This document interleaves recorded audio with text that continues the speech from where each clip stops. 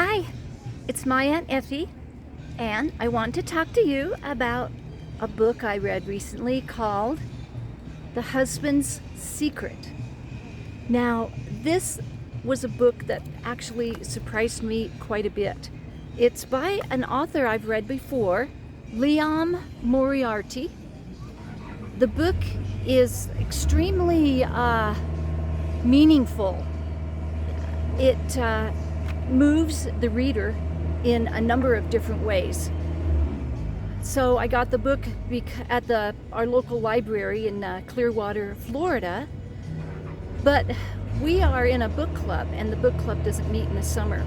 So we decided that we would meet in the summer. Well, unfortunately, when we got together to meet for this book, I am the only one who showed up. But the good part is you can always make lemonade out of these situations. And I was able to go to a different restaurant because I didn't like the one the group had picked.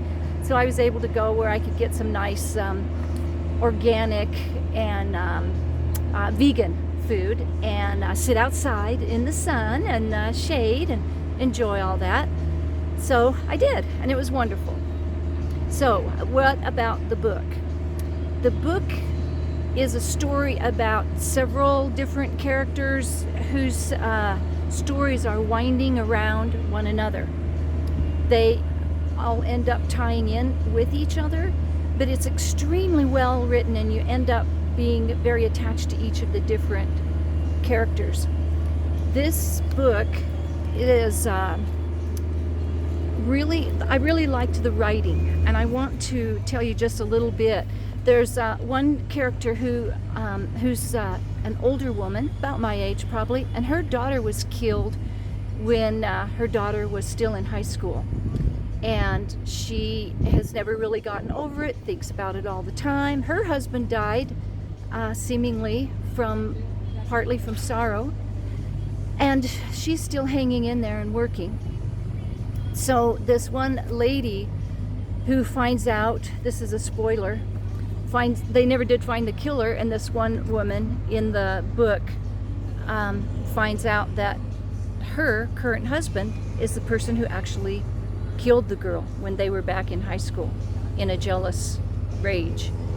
So she wants to visit with this gal, and she wants to tell her something about the experience she had with her daughter, a memory.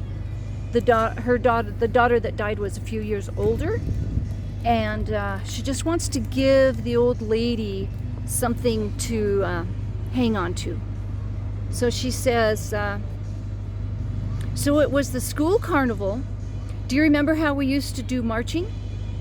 Each house had to march around the oval. I'm always telling Connor Whitby that we should bring back the marching. He just laughs at me. Cecilia glanced over and saw that Rachel, that's the mother of the girl who died. Rachel's smile had withered a little. She plowed on. Was it too upsetting? Not that interesting? I was a sort of child who took the marching very seriously, and I desperately wanted Red to win. But I tripped over, and because I fell, all the other children crashed into the back of me. Sister Ursula was screaming like a banshee, and that was the end of it for Red. I was sobbing my heart out. I thought it was the absolute end of the world, and Janie Crowley, your Janie, came over and helped me up, brushed off the back of my uniform, and she said very quietly in my ear, "It doesn't matter. It's only stupid marching." Rachel didn't say anything. So that is the quality of the writing in that book. It's really wonderful. So the book is full of morals. It teaches us about what we're willing to live with. It makes you self-reflect and decide what you're willing to live with and what you're not. What you would do, how you would handle your own morals if they were really put to the test.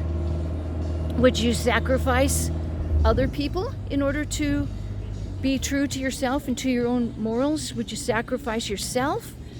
Would you betray someone that you loved? It really makes you look at who we are, really who we are. So it was a wonderful book. I would definitely recommend it. I don't feel like Liane Moriarty is an easy read. I wouldn't call her a hard read, but she's not just an easy breezy five and dime kind of a book. There's a lot of depth and breadth, which I like, and I would recommend that to anybody who wants to have a wonderful read that talks about real life. So that's it from Aunt Effie today, and you all have a good one. Bye.